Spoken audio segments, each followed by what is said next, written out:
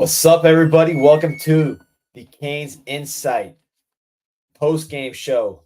Ball State just got home. Dryer's going off, phone's going off, but we had to do it. It's 10:17. Thought we'd be doing this a little earlier, but man, this is the biggest blowout win in history for FBS opponent for the University of Miami.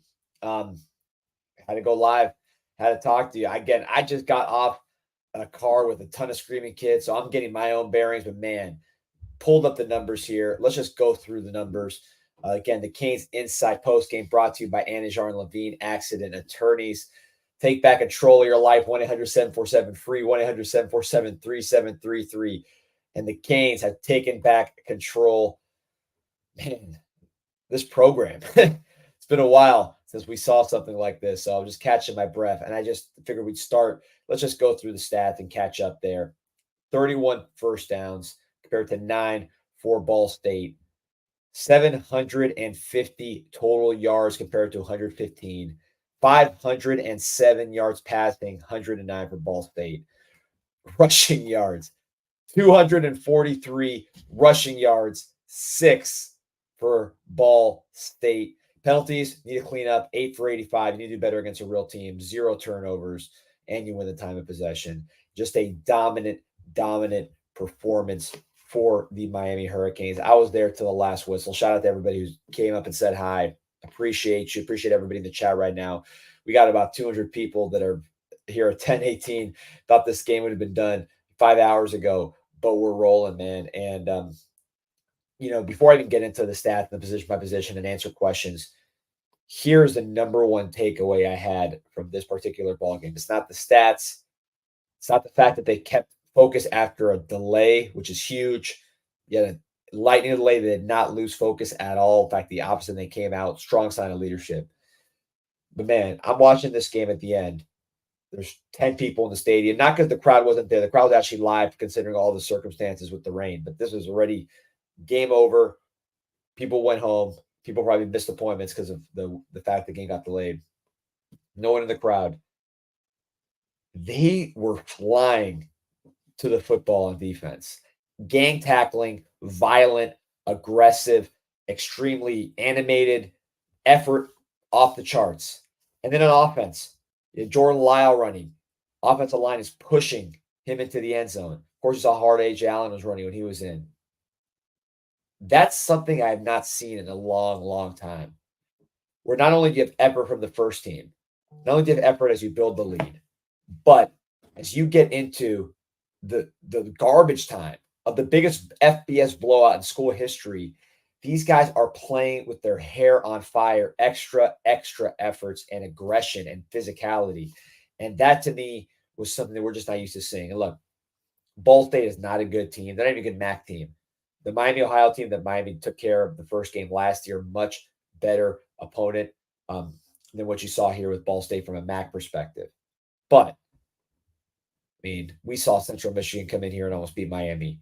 We saw Northern Illinois, who Ball State beat last year, go into Notre Dame and beat them, right? So I don't take it for granted. This is not Central Connecticut State that just might as well not showing up for Savannah State. This is a living, breathing football team, and Miami made them look like they weren't even on the field. And that was not just a spurt. It was not an explosive spurt. It was the full game dominant. And, that just to me really, I need to comment on that because I was just sitting here watching, the gang tackling, everybody flying the football. One guy missed a tackle, someone else. In the end of the game, garbage time, seeing Tinalau and all those guys, Kinsler, push Lyle. That effort is really what makes it. Got a lot of comments here I'll get through before we get to the position by position. Serial killer. Running game still needs work. Hope A.J. Allen gets more playing time. Listen, running game does, starting, it took a while for the running game to get going. But, 243 rushing yards to 6 is a good stat. Obviously, there's some, garbage time there. But I think there's a running game that's built to wear people down and break. Even in a non-blowout game, I think there's a running game that you're going to see second half really take over because you have such big backs there and onto the top. A lot of love for A.J. Allen. I think he did his thing. He did exactly what he was supposed to do. Ran hard. Cristobal said in the post game he wants his guys to be angry and on edge. And then they come in angry. AJ Allen is angry. He doesn't have more carries. And look, what do you do when you're angry? You can pout and hurt the team, or just jump in the portal and quit. And this guy's running hard to show that he deserves it. So that's the culture you want. Again, that was a word I didn't say earlier. That's what I'm seeing. Culture. It's not just saying something you say in the interviews. Culture is your third team playing with that kind of aggression. That is culture. Not losing your focus after a long rain delay. That is culture. It's not just talk. It's real thing. No smoke. Enjoy every moment with Cam.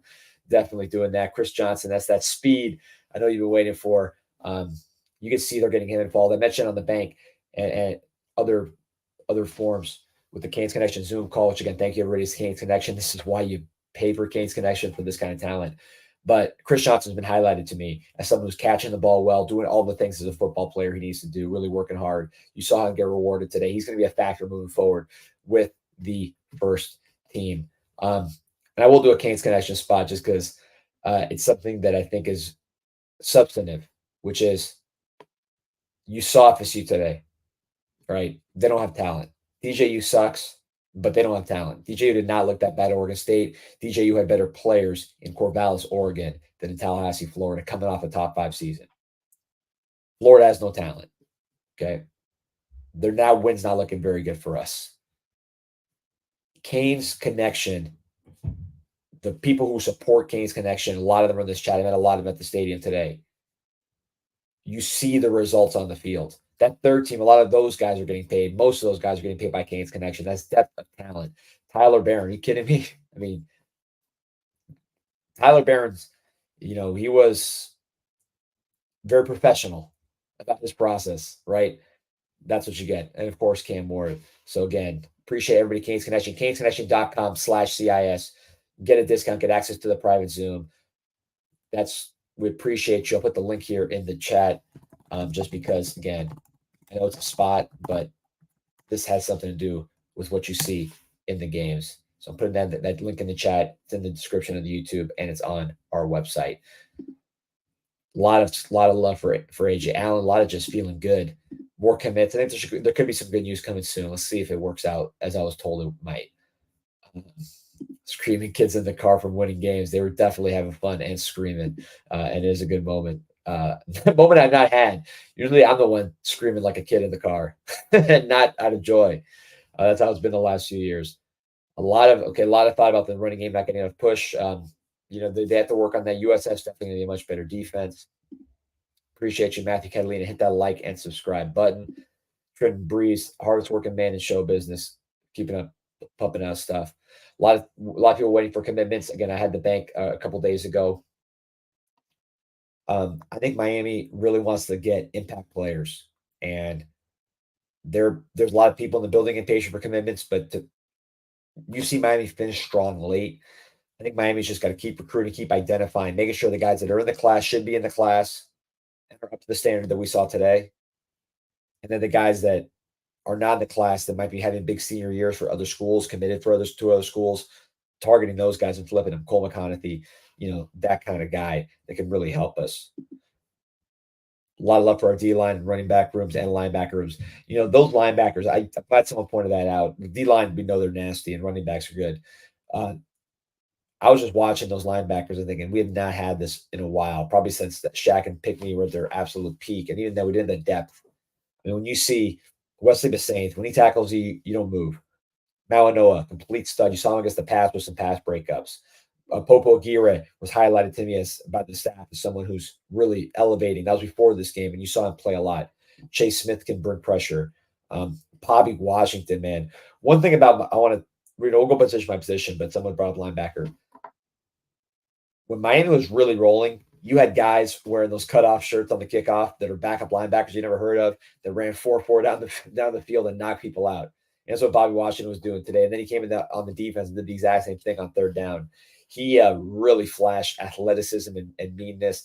And again, if you guys remember the Weaver twins or Carl Walker, guys like that, Ken Dangerfield back in the day, super fast, athletic guys, maybe not on the field yet for reasons of instincts or whatever, but then they fly around when they're in a kickoff and garbage time. That reminded me of the early 2000s. Not saying we are that. We don't have multiple Hall of Famers on the team. Don't misquote. But that aspect of Bobby Washington on kickoff and garbage time, I remember seeing guys like that back in the day. So that to me really jumped out. Yeah, the Wesley Saints, I think he deserves it. Defense, you get a shutout. A lot goes into it. Simeon Barrow, I thought, had the best game of his Miami career, his young Miami career, really showing what he can do. Lexi Wedeking, I agree. Defense flies around and plays smart at the same time. Great way to say it. There were a little more penalties than you like today. Some of them were BS. I mean, that Wesley Saints roughing the passer was just a horrible, horrible call. One of the worst calls I've seen. Thankfully, it was in a game that wasn't close, but that was really bad. But yeah, they're playing not a lot of coverage bust and the gang tackling. The first guy doesn't always make the tackle, but then, I mean, those missed tackles do not lead to anything because you have three guys flying behind them. That really is what you'd like to see. Matthew Catalina asking any word on Dennis Cooper. Cristobal said he should be fine. I saw him on the bike. It didn't look like a catastrophic situation there. Wow, man. I'm trying to get through all the comments. We got so many. You guys are on fire. 700 people right here. Brent Solo, D, are we back? We're getting there. It looked different today, effort-wise, talent-wise. Like Mike M says here, all four phases: defense, offense, special teams, and coaching. Look, let's get some shout-outs to the coaches here. Again, you have not gotten to the meteor schedule. We probably were saying the same thing before Georgia Tech last year, so I don't want to get too far ahead of ourselves. But this team is doing the right things mentally. When you come out of a break like that, ready to play, that's senior leadership. That's also coaching. You have to give that credit. Special teams did well as well, although, I mean, the punter barely played. Man, we didn't have Ruben Bain. I mean, that's what's amazing to me. Swear, what's going on with Martinez? He runs with too much hesitation. He does have that Le'Veon Bell type style. I think Martinez, which you're going to see, and it might not be a game like this. It might be a game that ends up closer than we'd like. You're going to see a fourth quarter where the team's playing as close the whole game. Hopefully it's not Saturday, but it could be against the USF. He's playing as close. We're pounding. And then a fourth quarter, those patient runs by Martinez become 15, 20-yarders, run someone over at the end, really put the game away. I think you're going to see that from Martinez. We haven't seen it yet, but that's what's going to happen. No smoke. The running game is based off pass. We are a passing team. I mean, we're Cam Ward is the head of the team. So we are built around Cam Ward. But I would say we're a balanced team. You know, I mean, look, Cam Ward, he's the FanDuel Heisman. He has the best odds for the Heisman, FanDuel. He might be the best player in the country. He is an incredible leader. He's everything a Miami fan could ever hope for as a quarterback after all these years. I will say, though, Cam Ward went 5'7" last year. The reason he went 5'7" was not because he was any less of a great player. He was just as good now as he was then as he was now. He was just as great of a leader at that point. But he had the worst running game in the country, and he had the worst offensive line. Certainly one of the worst. We are a balanced team. We are not a passing team. We are a balanced team, and that's what's going to get us far. In my opinion, there's going to be a game where the passing game is not clicking, that running game is going to carry us. Offensive line, there's been some injuries. We need to keep that being a strength, but we're a balanced team is what we are from what I've seen. And that's what really makes this team particularly powerful, is that they can do everything no matter what, depending on what's happening. If the Cooper deal is longest term and NFL people think Francis's true position is guard, why not slide him in and play pancake? Francis is playing really, really good at tackle. I don't think they're going to mess with it. One thing you might see, and this is me speculating, is maybe Rivers plays guard. He's also playing great at left tackle, but, Markel Bell is someone they want to really fast track. He's smart. He's not doing perfect, but his length allows him to get away with a lot of stuff. Plus he, he's smart. They can trust him to be in the right place. I think that's a huge thing when you talk about back offensive alignment. It's like Luke Cristobal plays, even though, again, don't want to see him out there in these important games. But being where you're supposed to be is huge. I think Bell will be there, and he's got a lot of physical upside with his height. He's not there yet, but he's getting there. Heal 919, what kind of access can a $1 million NIL donation secure? PM me and we'll find out. We'll give it. You can get the halftime speech. Johnny Lagoon, my boy. News on Hanks and Pickett with their team struggling. No rush, but they sit right where they were before, which is the top of the board. I think just patience is the name of the game here. Great question by Kirk Ranger. Thoughts on Malik Bryant being a legitimate speed rusher? You saw that sack. He's someone that had a really good offseason. Look, I'll tell you, Malik Bryant was a guy that was in a tenuous position. You were worried it was just not going to work out. He was playing linebacker. He was playing, wasn't clicking. Moved to the rush end, which is his natural position from high school, and has really put a ton of effort. Has really worked and not made excuses and not ran. And you saw the result today with the sack. He's a part of the rotation. He's a part of this team. And the first, he's a part. He's not a garbage time player. He's a real player and almost decapitated someone on an outside run. And then of course had the big sack. So we love what I'm seeing from him. One man Otura thought AJ Allen was Clint Portis a couple times. 28. Yeah, he hit that hard. He ran with purpose. You could tell. And Cristobal said, he goes, he was running angry. And I think that showed. And that's a good anger. That's what competition brings. Guys are going to be unhappy that they're not playing enough. Are they going to pout or are they going to just play super hard when they get in there? And it's another thing about these blowout games is you're getting a lot of guys in there that can show what they can do. Like in case of Allen, who's a little more veteran, and then young guys, they're just developing a lot. Alabama did this all the time. Yeah, I mean, obviously you want to blow everybody out. It's not like great insight there. But Alabama was able to continue that pipeline because they were able to get these young guys playing time. So this is very valuable playing time. King wants to know, is Bain okay? Yeah, I think Bain will be back. If not this week, then next week for Virginia Tech. See, it's okay.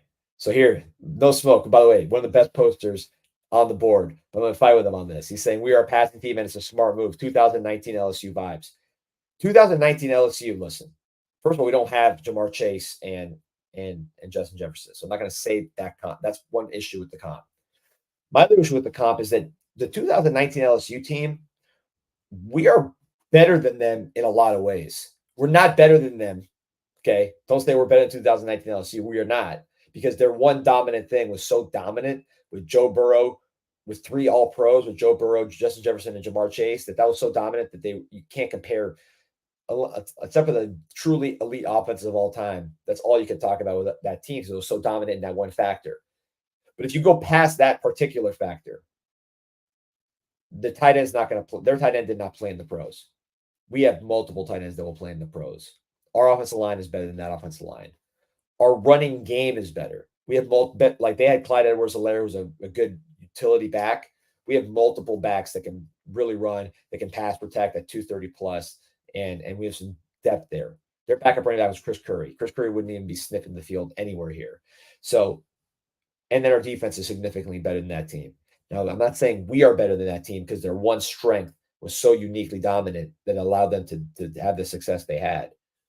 But I disagree with that comparison, because number one, we don't have that strength. We don't have those 2 All-Pro receivers, and Cam Ward's got a ways to go before he's Joe Burrow, though he's heading in the right direction. But the rest of our team is better than that team. So to me, our strength is our balance, more so than, Cam Ward's not going to throw 5 touchdowns. I hope he does, but I don't think he's going to throw 5 touchdowns every game. I think you're going to see games where the balance really plays into it. J.R. Bard, Sam Brown drops the ball way too much. He's got to step up. I mean, I've been defending him because he's playing hard, which, he's not sulking. He does not have a bad attitude, which, you like to see that he's doing the right things mentally. However, you're right. This was disappointing, because I think what they did with Jacoby George, getting him involved and having him be the player of the game, they want to do the same thing with Sam Brown. It didn't quite happen. He had some drops. He did have some nice plays, but he had some drops. I think with him, when it clicks, you will forget all about this. And look, it's a long ACC schedule. No one's going to care about happening against Ball State and FAMU when we're playing in the meat of the ACC schedule or the playoff. Sam Brown's going to have a big impact on this team. Comment for Lexi asking talk about Arroyo. Man, Arroyo, we've been hyping him up. Take away the injury, which he's not injured right now. What doesn't he do? He's fast. He can run out to the catch. He's got great hands. He runs routes. He's a natural receiver. He's a great blocker. He's huge out there. I was watching number 18 from Michigan, who I was, as I understand, to be the best tight end in the country. I think the guy from Penn State, 44, is probably better. But the guy 18, he caught a lot of balls, but man, he's not as big as Arroyo. I mean, these are like, it used to be when we watch other teams, we say like, man, we are behind in a lot of areas. I'm not saying that here, man. I don't know. Maybe I'm being the homer, but you guys watch other teams. We're not, we're not, you know, we're not missing the like what I'm not saying we had the talent, overall talent of a Georgia, because their front seven talent is so deep. But like, where are we just so deficient that you can't say we're in the same conversation as some of these teams? That's what maybe I'm missing something, but I mean, we got some talent. Just focus on the tight end room. I mean, look at those guys. Riley Williams kind of passed. You look good. Lofton kind of bomb. We got just a lot of good position rooms, man. All right. So I've been rambling. Let's get to position by position. I want to just talk about some things. Quarterback Cam Ward. What is more to say? He's the FanDuel favorite for Heisman right now. I'm impressed. Honestly, impressing most with Cam Ward is when he's in the pocket, he's so accurate. We know what he can do outside the pocket and that whole bag, but when he's in the pocket, he throws it beautifully. Thinking about that, some of the throws he's made, again in the pocket, are just outstanding. To Restrepo, to Horton, some of the throws got called back today. He really is not backyard quarterback, although he has that in his bag. He could easily, if you told him you can't leave the pocket, he'd still be an excellent quarterback. Emory Williams. Let's talk about Emory Williams. 11 for 12, 161 yards, 13.4 yards average. He actually had a higher yard average per attempt than Ward. Now, again, with the backups, but still, I mean, great performance by Emory. Emory in spring, I was kind of disappointed with him, but he didn't look very good. He's coming out that wrist injury. He had a much better camp. I thought Pop was better in spring, but then coming out of fall, Emory looked like the second best quarterback, and I thought today he definitely was the second best quarterback. Still not sure what's going to happen if he gets pressure, but when you have an offensive line that's going to consistently give you pockets, that suits his game because he can deliver it accurately. His intangibles are completely off the charts. I mean, here's post-game interview. I mean, the guy is just, it's like Don Bailey. First thing is thanks to God. Then he's just thinking thanks to Cam Ward for mentoring him. And he's calling Don Bailey Mr. Bailey. I mean, the guy is just he's like, he's everything you want in that kind of kid. And he did his thing today. There was no drop off at all with the offense when he came in, which is pretty crazy when you're starting quarterbacks, the Heisman favorite. So really, really impressed with Emory Williams. I think look, God forbid something happens to Cam, I think Emory's the quarterback. But perfect world, nothing happens to Cam. You redshirt Emory, still got 3 games left. AJ Allen, there's a guy again. He wants to play more. There's no secret. He wants to play more. He's not happy about not getting carries. What do you do? 7 carries, 104 yards, 15 yards a pop, 56-yard touchdown. He can play at pretty much any ACC school. You saw him against Clemson last year. Bring that one home. That's against Clemson. NFL players all over the place. So he is a real player, and he did his thing today. And he's going to get more carries as time goes. He's a hard worker. Jordan Lyle had a nice day. 71 yards, 6.5 per carry, 1 touchdown. Mark Fletcher, 8.8 yards per carry, only had 6 carries. One thing I want to highlight with Mark Fletcher, watch him when he's on pass protection. He is an absolute monster, man. We have some really great pass protecting backs with Frank Gore, Portis, Willis McGahee. He's smart, Edgar and James. He's smart like those guys and aggressive like those guys, he has all the things they have, but he's just bigger. So this guy might end up being our best pass protecting back that we've ever had. And when you have Cam Ward as your quarterback, it's a pretty big deal. And then also you run, you get 8.8 yards per carry. He showed some juice. I think he looks faster than last year, even coming off that foot injury. So Mark Fletcher, man, impressed with him. He can catch the ball too. Chris Johnson, like we said at the top, he's going to have a bigger role in this offense every single week. I think his receiving abilities really, really surprise people, and that's going to get him on the field. He can run too, but the fact that he can catch with that speed opens up a lot with him. And then Dave Martinez, 3 carries for 3 yards. That's going to be a topic that he needs to play better.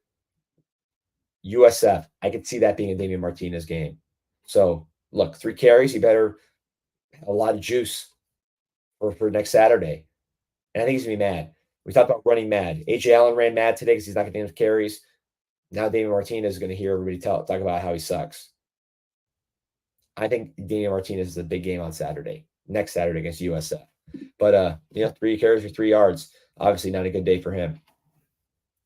Jacoby George, I think there was a concerted effort to get him the ball. You saw them going to him on those short passes, trying to get him going. He's someone that missed a lot of camp with injury, so he's a little behind. Sam Brown also the guy that missed time. I think it's no surprise that those guys are just a little behind because they weren't healthy. They're healthy now, but they're just not as sharp. The guys that were really sharp in camp, Elijah Arroyo, 53 yards and a touchdown. Ray Joseph, 2 catches, 52 yards. Nice to see him get going. Elijah Lofton, 51 yards, 1 touchdown. Nice one from Emory Williams. Restrepo, 3 catches for 47 yards, 2 touchdowns. It feels like he had a bigger game because he's just so impactful when the game is still in doubt. I mean, he is the guy. He is the best receiver on the team. I don't hear anything about anybody else. He's the guy. If your life depended on it, who's getting the ball in this offense? I mean, you don't even think twice. It's Restrepo. Horton, 3 catches for 34 yards, but had a really long one that would have bumped those stats up. I'd say he's the second best guy on the team right now, and he's because he's a hard worker. Riley Williams, tight end. We talked about Arroyo being as good as any tight end around when you talk about the whole package. Riley Williams is huge, man. You see him when he's out there. He runs routes. He catches the ball with his hands. He can run out to the catch a little bit. You saw the 2-point conversion. They just put the ball in his hands and let him work. So the tight end room is really, really good. McCormick caught a pass. Trader caught a pass. Offensive line wise, I have to go back and kind of rewatch. Obviously, seeing S Cooper go down, even though it sounds like he's going to be okay, not good. I thought Sampson did a really nice job. I was focusing on him when he came in there. That long AJ Allen run, he tossed somebody. I think he's someone that he can do more than people think. He has that wrestling style where he kind of like torques people a little bit. It's not just pure strength. It's a lot of hips and hands and just, again, using your mobility. I think he has some of that to him that will be interesting to see. But, we'll see how that offensive line develops. Cristobal did his thing right now. It's Ball State. I don't think Mario and company want Luke Cristobal against the top teams. They'll figure it out.